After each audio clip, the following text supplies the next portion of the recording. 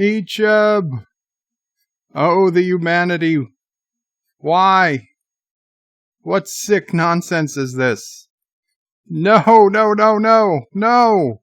No! No, no, no! This woman is a butcher! She loves her work too much. Oh, Seven! Kill them all, Seven! Kill them all! No, no! Oh, no! Why? Why would you do this to us? You sick bastards! Icheb! Son of a bitch!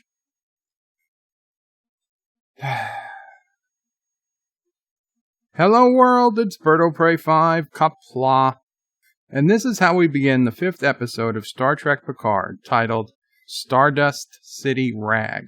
And it begins with a flashback to 13 years ago, where the previous extremely bloody and sickeningly gory scene takes place, where an unknown woman is literally ripping Icheb apart for his Borg tech. Icheb was a beloved character from Star Trek Voyager, the oldest of several rescued young Borg restored to individuality. Icheb was the only one of the group to remain on Voyager and return to Earth with Seven and the rest of the crew. He intended to join Starfleet, and we see he did, but unfortunately his life ended way too suddenly, and far too violently, in a place known only as the Seven Domes, which, best as I can tell, has no relation to Seven of Nine. Seven ultimately calls Icheb her child before mercifully putting him out of his misery with a fatal phaser blast while embracing him. I can only assume the damage had already been done to his Borg nodes, that his death was not in doubt, otherwise one would question why not simply stun him or put him in some sort of stasis to stop the pain and save his life. This opening scene really ruined the episode for me. It was impossible for them to recover after a surprise murder of a fan-favorite character. Icheb might not have been as well known as Wesley Crusher, but unlike Wesley, no one was hoping to see Icheb die on screen. No one. In this opening scene, we also hear a name for the first time, Bjayzl. We next catch up with Bjayzl in a second flashback, but this is only 2 weeks before. Bjayzl seems to be the head of some kind of crime syndicate. Bruce Maddox, not played by the same actor as the TNG Measure of a Man episode, comes to her to tell her his lab was destroyed, and he won't be able to pay back her loan. She tricks him into drinking some kind of roofie drink. He collapses, and she decides she'll try to sell him to the Tal Shiar. After the flashback ends, we see Picard in his hologram recreation of his French chateau aboard the La Sirena. Picard is playing a Welcome to Freecloud hologram that tells us Freecloud is known for its security, financial institutions, and lack of regulation. Seven of Nine is finally well enough to talk to Picard since we saw her collapse at the end of last episode. He asks if she wants tea. She says bourbon, and Picard is amazed how quickly she drinks it. They talk. Picard says he's looking for someone. Freecloud comes up. Seven admits she doesn't like it, but it's where the Fenris Rangers keep what little money they have. The Fenris Rangers were a group who tried to keep order after Starfleet abandoned the Romulan planets, and ranging is Seven's life now. Picard thinks of the Fenris Rangers as vigilantes, but Seven isn't interested in Picard's opinion. She does ask who he is looking for, and after finding out it's a girl who will die without his assistance, she takes another bourbon and agrees to help. Back on the bridge, Rios and Raffi are talking about the fact Seven is on the holodeck with Picard. Rios didn't realize until Raffi pointed out that Seven used to be a Borg, and then he knew who she was. She was the famous ex-Borg Fenris Ranger, apparently notorious. Rios also admits he forgot Picard was a Borg until Raffi reminded him. Raffi confirms this is the first time Seven and Picard have met in person. Rios seems quite proud to have Seven on board. Next we get a quick scene of Dr. Jurati watching a video of her and Bruce Maddox from years ago. We find out Jurati was actually in a relationship with Maddox. Their relationship was far beyond professional. In the next scene, all the characters are on the bridge. A computer voice confirms Freecloud is taking control of the ship. Each character gets their own cartoonish holographic advertisement targeted to them. Seems like Rios' ship would benefit from an ad blocker. Rios gets an ad for a mechanic shop to do maintenance on his ship. Picard gets an ad for afternoon tea at the Freecloud Grand Hotel. While Rios and Picard could make their holograms go away with the flick of a wrist or the wave of their hand, Jeri is being attacked, albeit softly, by a giant robot telling her that there are job openings at the local robotics company. She has to punch the robot's head off to get it to stop, which she hesitated to do, but then when she did it, had way too much fun doing it. Not to be left out, Raffi gets an ad for a venom garden where she can get drugs, but she gets pissed and pushes it out of the way.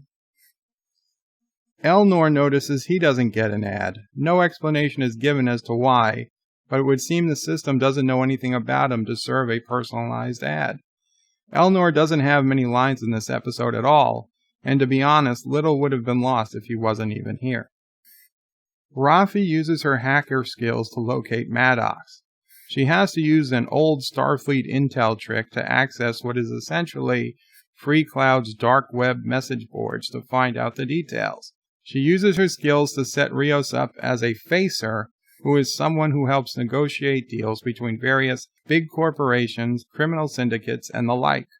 To us here in 2020, that means Rios has to dress like a pimp, and Picard has to dress like a pirate and talk with a cartoonish French accent. Rios also gets a hypospray of drugs Raffi put together herself to get him past any reptiloids, also called beta anari, which are a new species to us that can smell if someone is lying. They can also smell what you ate and who you've had sex with. The editing here is what we've seen time and time again in Picard. The scenes of the current time and a time in the not-too-distant future, maybe an hour or so, using the same characters is spliced together. I find it annoying, but I guess it's a thing they like to do. Raffi finds a guy named Bjayzl is holding Maddox. This gets Seven's attention, who corrects them and says Bjayzl is a she. Seven fills them in that Bjayzl used to butcher ex-Borg to sell their parts, and she is one of the Fenris Rangers most wanted, but those are the only details she shares. Raffi finds Maddox is due to be sold to the Tal Shiar, and no one can think of any way to get Maddox out. Seven volunteers to have herself traded to Bjayzl. As with her Borg part, she is the most valuable ex-Borg in the galaxy.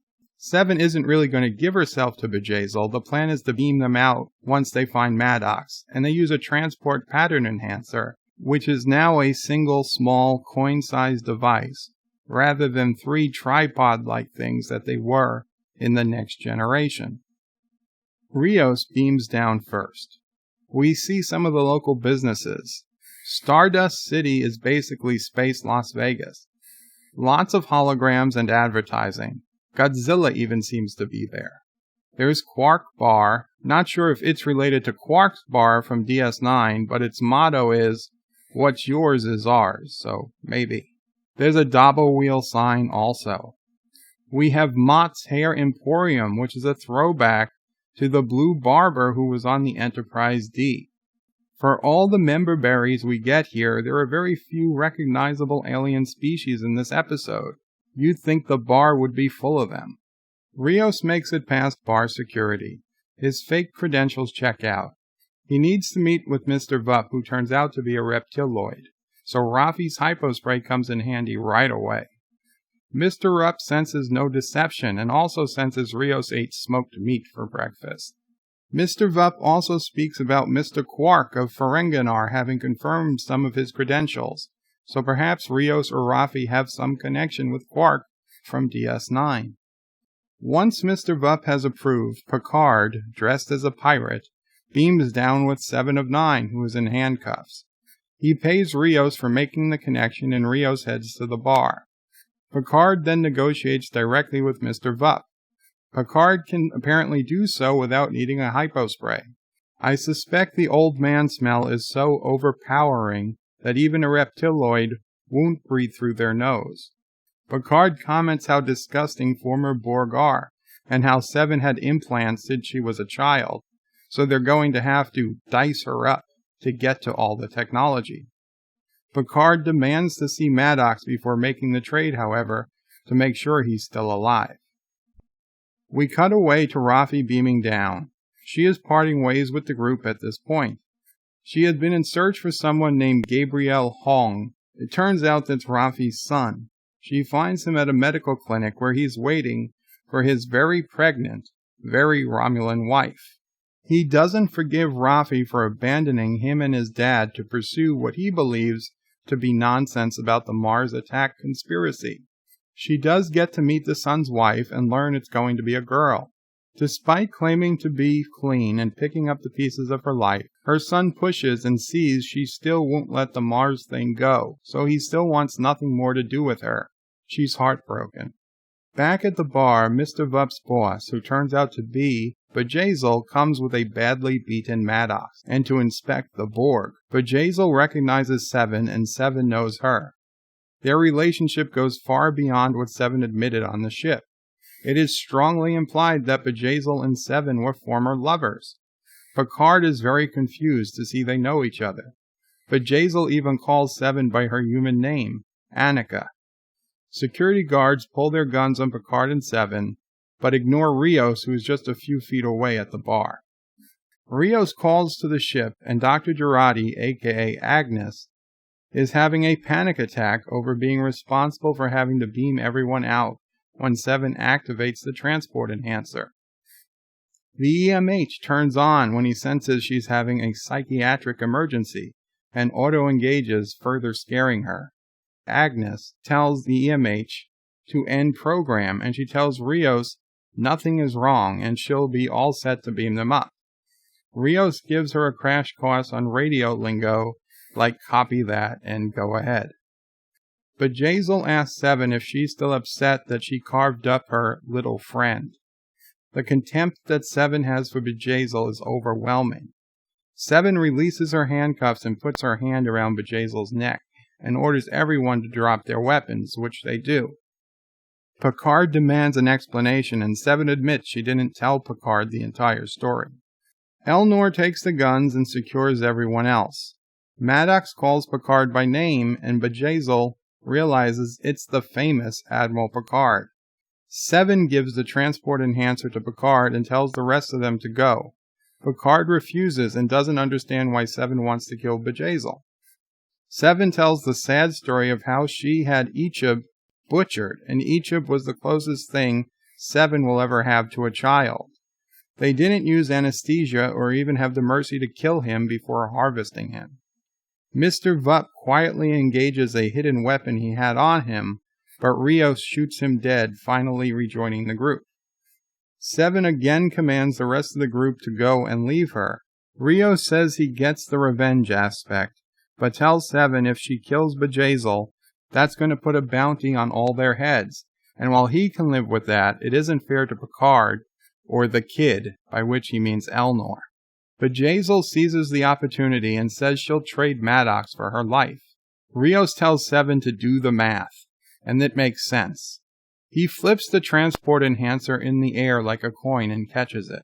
He says you found her once, chances are you'll find her again. At this, Seven agrees, activates the enhancer, and Agnes is very proud to have beamed up the correct 5 people. How she knew which the right 5 were isn't clear. Upon beam up, Agnes and Elnor take Bruce to sickbay, but the EMH never turns on. Why not? Bruce is in terrible shape. Rios strategically puts the transport enhancer directly on a computer console, where Seven picks it up without anyone else noticing. Picard tells Seven he's happy with the choice she made. She says she has to beam back down to meet the ship the Rangers sent, and needs 2 phasers. There's a wall full of them, so Picard tells her to help herself. Seven, with the pattern enhancer in hand, beams right back down to Bjayzl, kills her remaining guards, and vaporized Bjayzl, saying that this is for Icheb. We last see Seven going after remaining security forces of Bjayzl. This is the part in the trailer where Seven is shooting 2 phasers at once. Rambling Canuck, and a link to his video is in the description, picked up on something I did not. He says, and in re-watching it I have to believe, Seven saw Rios flip the transport enhancer like a coin, and understood this was just trying to get Picard to leave, and it was always the plan. He knew she'd beam right back down and finish the job. Then it makes sense he leaves the enhancer just where she can take it, with no one noticing. Even Picard thinks Seven is beaming somewhere else. So now in sickbay, Picard is talking to Maddox, and Jeri is in the distance listening closely to their conversation. Maddox knows Dahj is dead since Picard is there. Maddox says he knew when the Tal Shiar blew up his lab, and he also confirms the mom call is an AI. Picard asks if she has a sister. Maddox says yes, Soji, and confirms she's on the artifact, aka the Borg Cube. Picard asks why did he send her to the Borg Cube. Maddox says for the same reason he sent Dahj to Earth, to find the truth about the synthetic span, aka the Mars attack. Maddox says both Romulans and the Federation are involved. Dr. Jeri comes over and tells Picard Maddox needs to rest.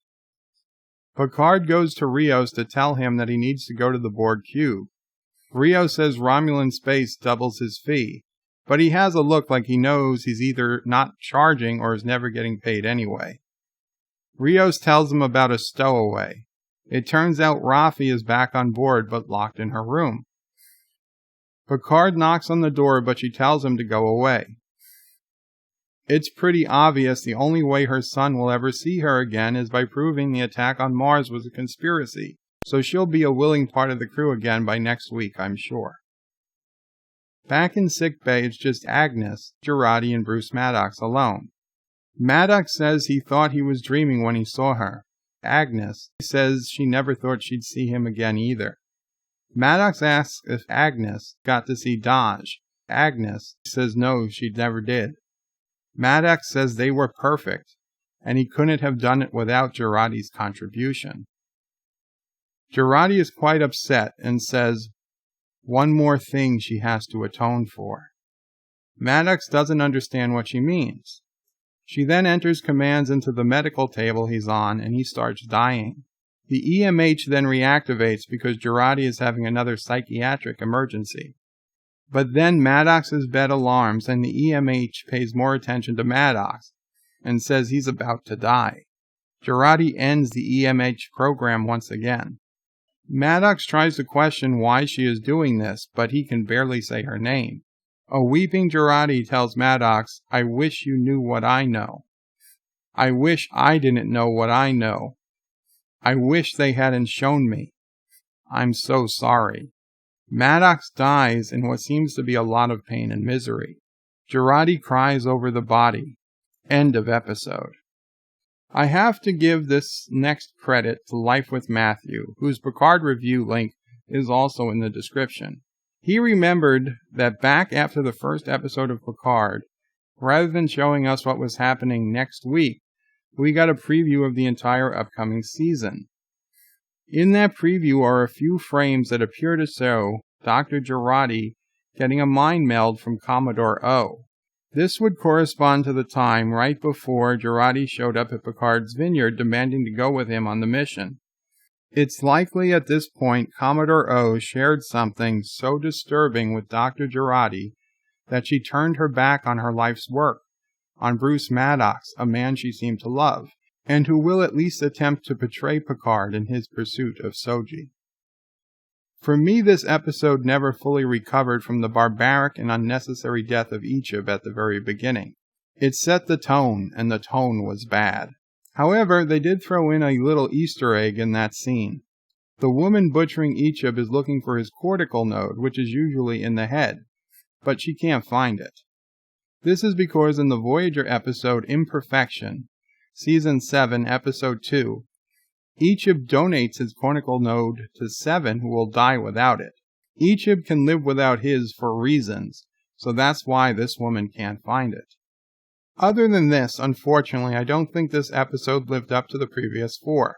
It actually may be a decently Trek episode, and I don't think this needs a separate score as I did for the previous 2. However, I can only rate this a 6 of 10.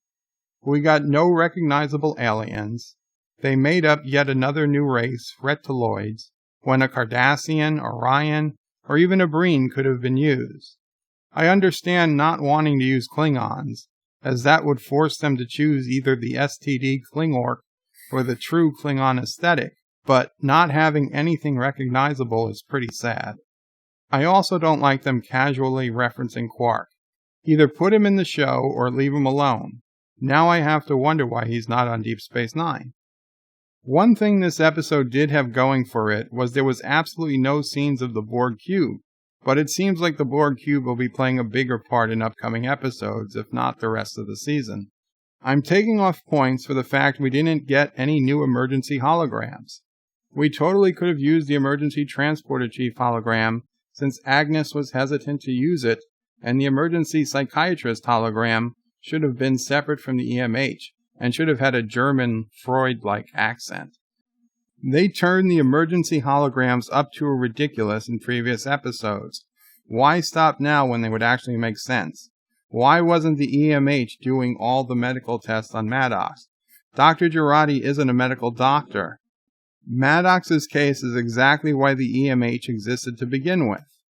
But of course, the biggest reason for the lower score is Icheb. Rest in peace, my part Borg friend. Sorry we never got to see you enjoy life. Please remember to like, comment, and subscribe. Check out BirdoPrey5.com for all your Birdo Prey 5 needs, including merch, Dear Bop, and my subscribe star. Qapla all and take care.